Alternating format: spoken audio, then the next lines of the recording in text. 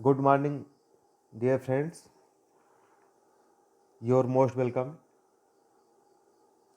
on my channel Pharma Lectures with Vivek. Myself Vivek Kumar. आज हम सब पढ़ेंगे route of drug administration. Most of the drug can be administered by the different routes. Drugs and patient-related factors determine the section of route of administration. These factors are मतलब आपके जो drugs होते हैं उन्हें हम किस तरीके से देते हैं. सपोज कुछ ड्रग्स आपके होंगे जो इंजेक्टेबल के फॉर्म में दिए जाएंगे, कुछ हैं ओरली, जैसा कुछ ड्रग्स ऐसे होते हैं जिनको आप सरफेस पे अप्लाई कर देंगे तो वो अपना काम करना शुरू कर देते हैं. तो ऐसे ड्रग्स मेनी टाइप्स के होते हैं. तो उसमें जो रूट ऑफ एडमिनिस्ट्रेशन का कुछ फैक्टर है, वो फैक्टर्स आपके यहाँ फर्दर कैरेक्टरिस्टिक ऑफ ड्रग्स. इसमें क्या होता है कि ड्रग का कैरेक्टरिस्टिक क्या है. कुछ ड्रग होते हैं जो आपके जीआई ट्रैक्ट में जाके डिफ्यूज हो जाते हैं. दूसरा है इमरजेंसी रूटीन यूज. जैसे किस ड्रग को कौन सा इमरजेंस है उसमें देना है, एक फैक्टर हो गया. तीसरा फैक्टर कंडीशन ऑफ पेशेंट. कुछ पेशेंट हैं जो अनकॉन्शियस होते हैं. किसी किसी को बाई चांस मान लीजिए अगर जिनको वोमिटिंग हो रही है, उस केस में उनको आप ओरली को ड्रग दे नहीं सकते, क्योंकि ओरली देंगे तुरंत वो पलटी कर देगा और ड्रग अंदर जाएगा नहीं. फिर एज ऑफ पेशेंट, ये भी एक फैक्टर है. एज ऑफ पेशेंट में क्या है, आप 2 महीने बच्चे को टैबलेट दे नहीं सकते, या 60 से 65 साल का कोई व्यक्ति तो उसे ओरली हो सकता है कि उसे ना दिया जा सके. फिर एसोसिएटेड डिजीज, ये भी एक कंडीशन है. और सिक्स्थ आपका है पेशेंट एंड डॉक्टर चॉइस. कुछ पेशेंट डॉक्टर ऐसे होते हैं या फिर कुछ पेशेंट ऐसे होते हैं जिनको टैबलेट खाने में दिक्कत होती है, या फिर हो सकता है कि वो चाहते हो कि केवल वो टैबलेट खाएं, उन्हें इंजेक्शन ना लेना पड़े. ये सब फैक्टर्स हैं किस चीज़ के, रूट ऑफ एडमिनिस्ट्रेशन के. यानी कि आपको पेशेंट को ड्रग देना है, ड्रग किस फॉर्म में देना है, किस रूट से देना है, ये सब ओवरऑल स्टडी आप कहाँ करेंगे, रूट ऑफ एडमिनिस्ट्रेशन में. आपके सामने एक चार्ट है. रूट ऑफ एडमिनिस्ट्रेशन में 2 प्रकार के होते हैं. फर्स्ट आपका है local and second one is systematic.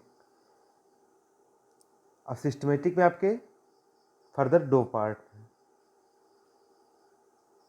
दोनों पार्ट, फर्स्ट पार्ट में क्या आपके हैं, इंटेरल है, and second part is parental.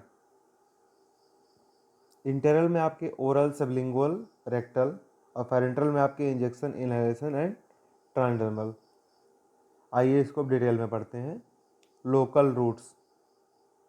Local routes नाम से पता चल रहा है, बहुत सिंपल होगा. इसमें क्या है, local route is simplest mode of administration of a drug at the site where desired action required. Systematic side effect are minimal. इससे क्या पता चला, पढ़ने में ही आसान लग रहा है कि यह सबसे आसानी से इस तरीके से ड्रग को आप एडमिनिस्ट्रेट कर सकते हैं.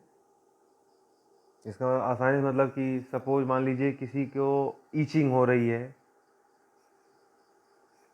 तो ईचिंग के केस में क्या करेंगे, आप लिनीमेंट अप्लाई करेंगे, है ना दोस्तों. इसको आप बहुत आसानी से अप्लाई कर सकते हैं.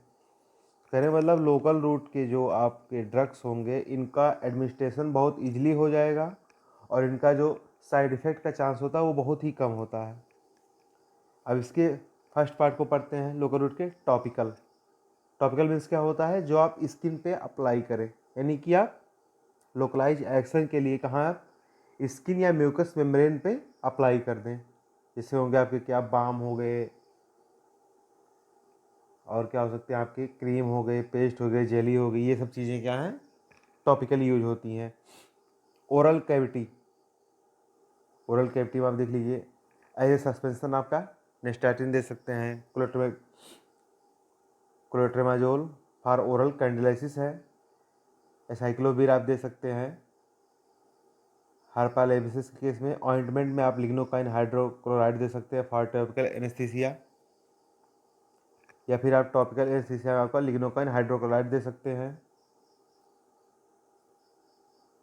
इसके बाद है ब्रोंकी. क्या है, ब्रोंकी.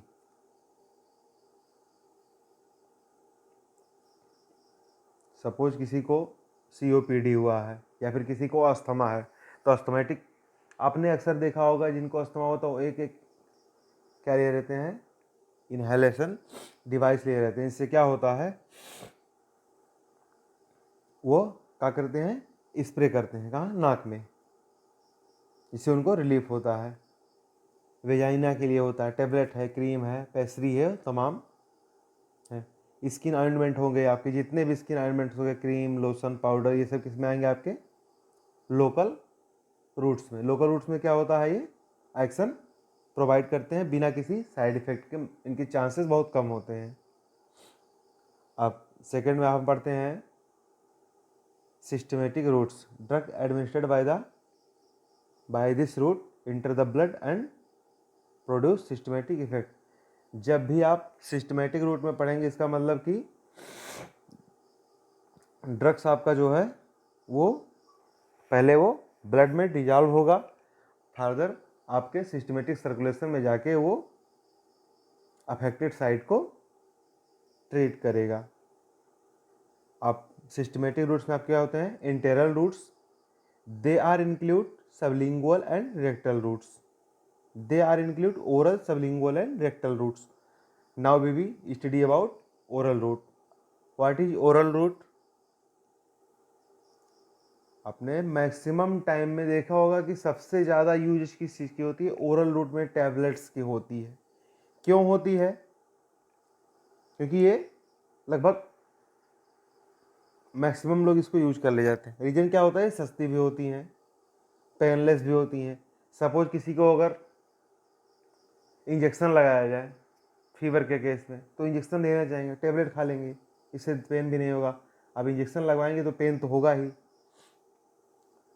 इनमें डोजेज फॉर्म क्या होते हैं ओरल रूट में, जो भी ड्रग्स आप ओरल रूट के थ्रू ले रहे हैं, इसमें क्या हो सकते हैं, tablet, capsule, powder, syrup, suspension. Example में लीजिए पैरासीटामॉल टैबलेट फॉर फीवर, ओमेप्राफ जो ले लीजिए आप पेप्टिक अल्सर में। Tablets could be coated. अब टैबलेट आप जो देंगे ये दो प्रकार से होते हैं, हो सकता है कि ये कोटेड हो या अनकोटेड हो। इसके एडवांटेज क्या होंगे, अगर कोई पूछ ले कि आपको ओरल रूट से कोई ड्रग ले रहे हैं तो इसका एडवांटेज क्या है, तो आप बड़े आसानी से कह सकते हैं क्या, पहली बात तो ये इजीली एडमिनिस्ट्रेट किया जा सकता है, सेकंड ये चीपर है, सस्ता होता है, और third one is painless, pain भी नहीं होता है। डिसएडवांटेज के बारे में पढ़ेंगे, it's not suitable for unpalatable and high irritant drugs. जो अनपैलेटेबल ड्रग्स हैं या इरिटेटिव ड्रग्स हैं, इनको आप ओरल रूट से नहीं ले सकते हैं। अनअब्जॉर्बेबल ड्रग्स को भी, जैसे एमिनोग्लाइकोसाइड लेना है आप, इसको, ये अनअब्जॉर्बेबल होता है, इसको आप ओरल रूट से नहीं ले सकते हैं। अनकॉन्शियस पेशेंट, कुछ पेशेंट हो जिनको अनकॉन्शियस होते हैं, उनको हम क्या करेंगे, अनकॉन्शियस पेशेंट टेबलेट नहीं लेंगे। या फिर जिन पेशेंट्स को क्या प्रॉब्लम हो, वोमिटिंग हो रही, वो भी आपके नहीं लेंगे। इमरजेंसी पे अगर ज़रूरत है तो इमरजेंसी में इसको हम नहीं दे सकते हैं, क्योंकि ये कम से कम 25 से 30 मिनट में इसका एक्शन शुरू होता है। Second one is sublingual route, this preparation is kept under the tongue. Sublingual route से जो ड्रग्स लिए जाते हैं, इनको कहाँ रखते हैं आप, जीभ के नीचे रखते हैं, और इसमें से बकल मुकोसा के थ्रू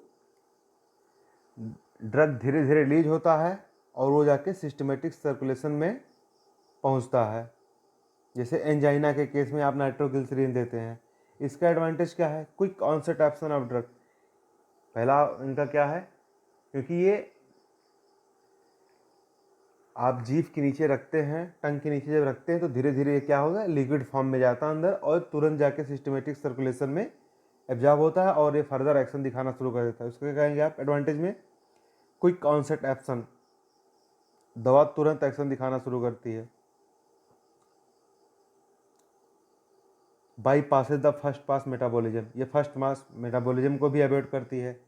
और इसमें दूसरा क्या है, सेल्फ एडमिनिस्ट्रेशन इज पॉसिबल। इसमें सेल्फ एडमिनिस्ट्रेशन यानी कि आप खुद से ले सकते हैं, इसमें कोई किसी व्यक्ति की ज़रूरत नहीं पड़ेगी।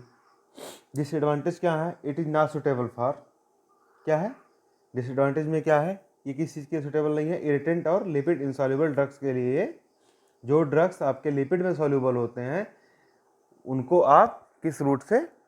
सबलिंगुअल रूट से नहीं दे सकते हैं। किसको नहीं दे सकते हैं? किस केस में नहीं दे सकते हैं? जब ड्रग लिपिड इंसॉल्युबल होगा या इरिटेंट होगा तो इसको हम किस में नहीं दे सकते हैं? सबलिंगुअल रूट में नहीं दे सकते हैं। Drug with a bad taste, जो बैड टेस्ट यानी कि जिनके ड्रग्स के टेस्ट क्या है? बिटर टेस्ट हैं, उनको भी हम नहीं दे सकते हैं। इसके बाद क्या है? Parental routes. क्या दोस्तों? Parental routes. Route of administration other than internal route are called parental routes. यानी कि आपके जो भी इंटरनल रूट में कौन कौन आते हैं? आपके सबलिंगुअल, ओरल, ये सब किस में आते हैं? आपके किस में आते हैं? इंटरनल में आते हैं। तो इंटरनल के अंदर जो भी रूट हैं जिससे ड्रग दे रहे हैं सिस्टमेटिक में, उन्हें हम क्या कहेंगे? Parenteral route. पैरेंटल रूट के यानी कि पैरेंटल रूट में जो आप ड्रग देंगे वो क्या होंगे? Other than internal route are called parental route. Okay, इसके एडवांटेज क्या है? जैसे मान लीजिए कोई पेशेंट है, अभी हमने आपको बताया था 2 मिनट पहले, कोई पेशेंट है, अगर उसे प्रॉब्लम हो रही है कि हम टैबलेट नहीं खा पाएंगे, अनकॉन्शियस या वोमिटिंग हो रहा है, डायरिया है, तो उसको हम टैबलेट नहीं दे सकते हैं, क्योंकि वो टैबलेट देंगे तुरंत वो वोमिटिंग कर देगा या फिर उसको वोमिटिंग होनी शुरू हो जाएगी। एडवांटेज इसके क्या है? आपके onset of action drug is faster, यानी कि ड्रग का जो एक्शन है वो फास्ट होगा।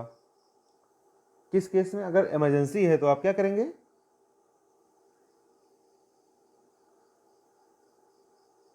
इसको प्रोवाइड करेंगे। अनकॉन्शियस पेशेंट, इनके लिए भी यूज कर सकते हैं, ये एडवांटेज हुआ।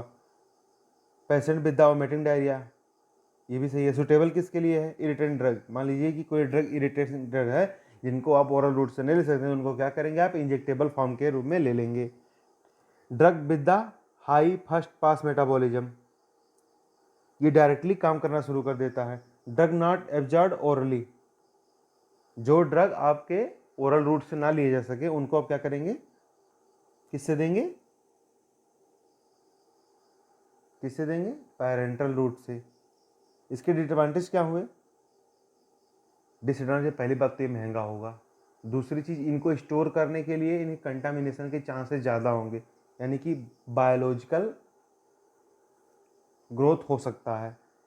तो इसके लिए क्या होता है? सबसे पहले तो रिक्वायर एसेप्टिव कंडीशन होना चाहिए, इसके बाद स्टेराइल होना चाहिए, और ये खर्चीले भी होते हैं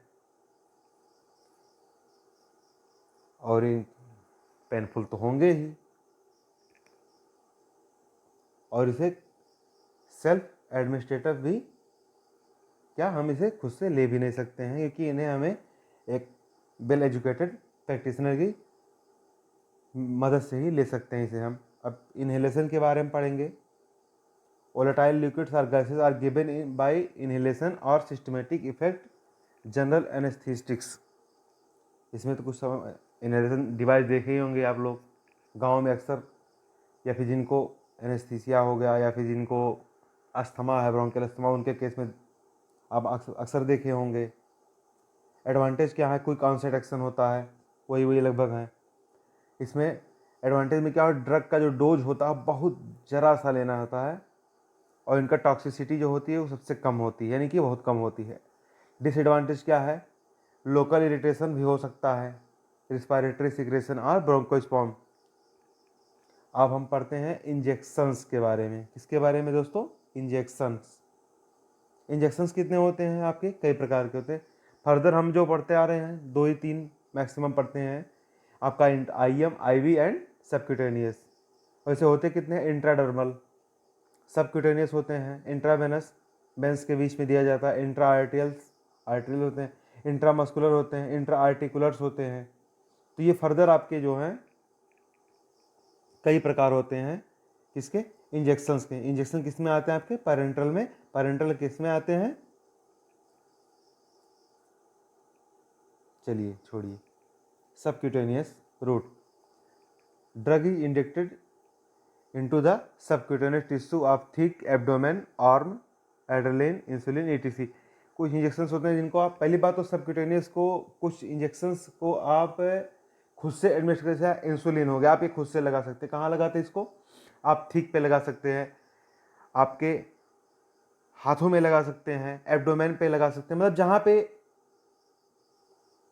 आपके मोटे पार्ट्स है शरीर के, जहाँ पे मांसल जगह, वहाँ पे आप इसको लगा सकते हैं सबक्यूटेनियस रूट में।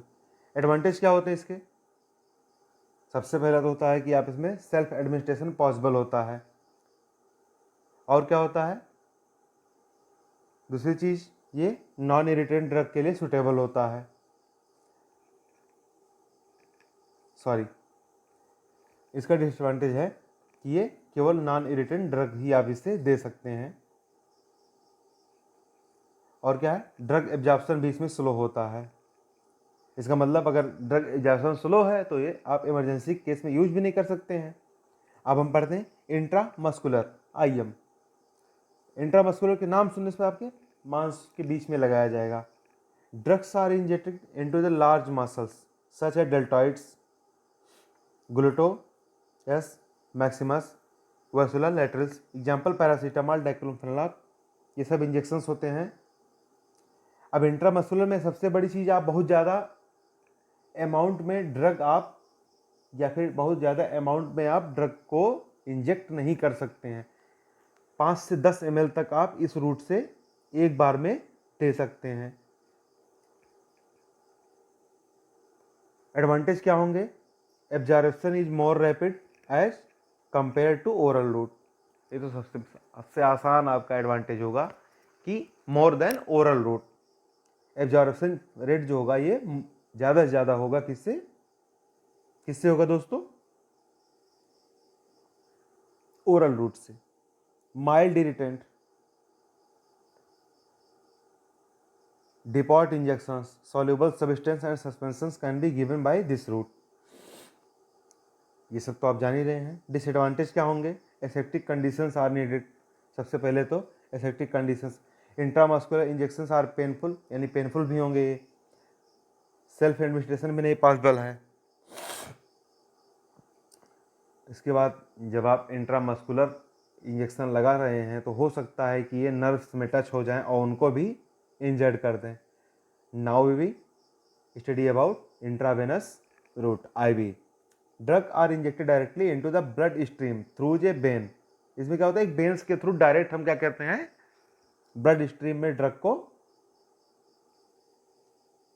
इंजेक्ट करते हैं। इसका मतलब कि ऑनसेट एक्शन शुरू होगा। आपने जैसे ब्लड स्ट्रीम में कोई ड्रग पहुंचा, तुरंत वो फर्दर अफेक्टेड साइड में पहुंचेगा और अपना काम करना शुरू करेगा। Bolus, single relatively large dose of a drug injected rapidly और स्लोली इनटू वेन, जैसे रेनिटिडिन इन ब्लीडिंग पेप्टिक अल्सर। सेकंड क्या होगा? स्लो इंट्रावेनस इंजेक्शन, जैसे आपके हो गए मॉर्फिन इन मायोकार्डियल इन्फेक्शन, यानी कि हार्ट रिलेटेड डिजीज है। ये सब हो गए। इसके एडवांटेज क्या है? आपके बायो अवेलेबिलिटी इनकी 100% होती है। कोई कॉन्सेप्ट एक्शन होता है, बहुत जल्दी ये काम करते हैं। रूट ऑफ चॉइस, इमरजेंसी, यानी कि इमरजेंसी केस में आप इसको यूज कर सकते हैं। लार्ज वॉल्यूम, किसी को ग्लूकोज चढ़ाना हो, यानी कि आपने देखा होगा, तो ये तो और किसी हमारे में संभव है नहीं। अगर किसी को ग्लूकोज देना है तो क्या करेंगे आप? आपने देखा होगा गांव में अक्सर ग्लूकोज चढ़ते, तो आप आसान तो है नहीं कि आप किसी से इंट्रा वेनस देते हैं, ठीक।